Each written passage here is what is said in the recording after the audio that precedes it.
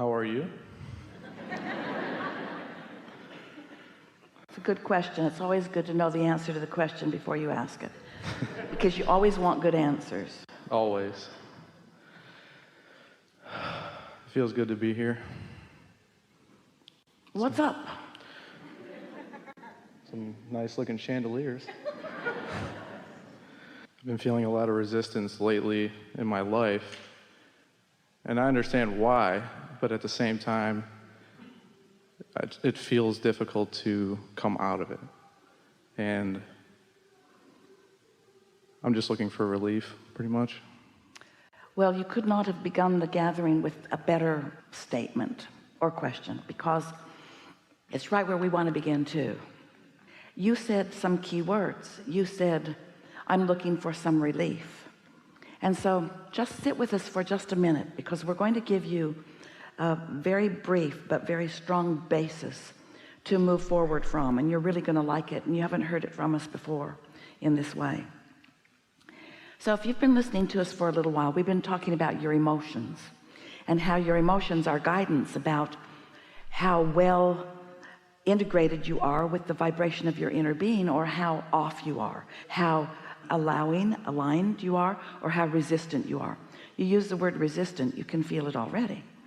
So over time, we offered to you processes to help you find that very relief that you're talking about. In fact, we printed out for you, it's in the Ask and It Is Given book, an emotional guidance scale that starts with very hard feeling, not good feeling emotions such as despair or depression, and moves all the way to ecstasy and love and appreciation, all the way to those higher frequencies that have less resistance. And right in the middle of that emotional guidance scale is a word that Esther translated from the vibration that we were offering her, and she called it contentment. And today she is finding a word that is even more perfect. The word is satisfied or satisfaction, but it means the same thing. So if you're looking at that scale, you'll find it like right in the middle. And the reason that we want you to focus upon that middle place, sometimes we do the scale this way, sometimes we do the scale this way, but you get the sense that there are emotions that feel different, from denser and heavier and awfuler to lighter and freer and better. So satisfaction is where we want to start. Picture that satisfaction right there in the middle of the scale. And in that satisfaction, if that's where you are, you could easily lean into more satisfaction or into less satisfaction, because there's not much momentum going on. You have control at the point of satisfaction. It's like the analogy that we've offered for years about being in San Francisco on those high hills in your car, the bays down below. You take your parking brake off and take your car out of gear and decide to give yourself a physics lesson. And so you just push your car a little bit from behind, saying to your friends, I wonder what will happen next. Well, you really don't wonder. You know what's going to happen next. That car is going to go faster and faster down that hill right into the bay. And so before it gets moving at all, you change your mind because you like this car, and you step out in front of it and it bumps up against you and it stops. It was easy to stop because there was no momentum. Well, that's what this is like. When you are in the satisfied mode, it's easy to stop. But if you are in despair, or if you are in discouragement, if you are angry, then just saying, I'm not going to do that, you can't help it, because law of attraction already has you in its spell. It's not because you are weak. It's not because you are wrong. It's not because your inner being wants you to think differently than you are. It's that you are thinking in opposition to what your inner being thinks, which always feels bad, because your inner being is always the full essence of who you have become, all that you are, all that you've asked for. And so when you say, I want to find some relief, we want to say to you, we've been wanting to help you all find relief for quite a long time, but we want you to feel with us right now, and then we'll talk about specifics with you. We want you to feel the distinction, because there is an important one, between finding relief and finding satisfaction. Because in satisfaction, there is no resistance. And when there is no resistance, you're going to move into much faster momentum much faster. In other words, even in the analogy where you took the car out of gear and took the parking brake off, you released resistance and off you're going. You see what we're getting at? And so can you feel the distinction between relief and satisfaction? Let's sort of use that as a basis of understanding as we are moving along here today, because it will be the fastest path for you to get from wherever you are to wherever you want to be. Sometimes you just have to lay low and wait till you stop thinking about something, which usually means there has to be a big distraction, or you have to sleep some, or you would meditate some. But there's no point in struggling against resistance, because the more you focus upon it, the bigger it becomes. Logical? So you've been struggling with some resistance. So do you think it would be of benefit for us to try to tackle the subject of your resistance? No. So let us just ask you a question. Is there anything in your life to which you feel easy satisfaction? Yeah, but so you can sort of feel where he's at. yeah. So yes, but not really so much, and especially not right now. Therefore, let's take the subject of dissatisfaction and let's feel together to see if we can find anything remotely satisfying about it. In other words, are there any positive aspects relative to this subject? The other morning, Esther woke up. And she has a notebook by her bed most nights. And when she woke up, actually, we could hardly wait for her to wake up. And we don't think it's right to wake her up, but we just get really frisky, and then she wakes up. And so we don't lick her like your dog might, but it's close. And so she woke up, and in her mind was the thought of satisfaction, because she had heard us talking about it at the last 2 or 3 seminars. And so she took her notebook, and with our influence, she drew a line down the middle of a big yellow page, and she wrote satisfied on one side and dissatisfied on the other. And then she thought of several things that she easily felt satisfied about, and this is one of them. Being here with you is a very satisfying experience for Esther. So she wrote a few things, and then the thought came to her mind, is there anything I'm dissatisfied about?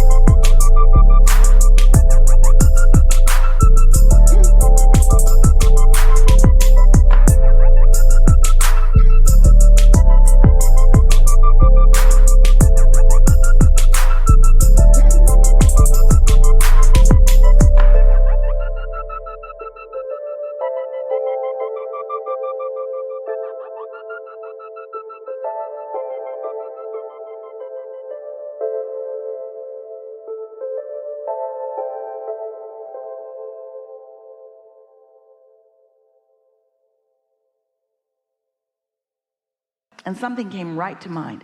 It's something that had happened at work. It wasn't a very significant thing, but she felt dissatisfaction about it. She's closed the offices on Monday because she wants her staff to feel freedom and happiness in their life. So she said, what do you think about, we'll close Monday so you can just have a longer weekend, and I'll pay you for Monday, you just don't have to work it. It's a 52-day-a-year gift from Esther to the people she loves. Pretty nice. And they liked it a lot for a week. They still like it. But something started happening. On Monday, she kept meeting things at the office that they had set into motion that needed to be tended to, even though they weren't there. And Esther was there. She lives on the property. And so she met the FedEx man at the gate, and Esther said, well, just throw the packages in the back of my car. The office is closed. And he said, I don't have packages. I'm here for a pickup. And Esther said, oh, I have no idea what it's about. And he was so nice and yet obviously disappointed. He said, and Esther said, I'm really, really very sorry, but I can't help you. I have no idea.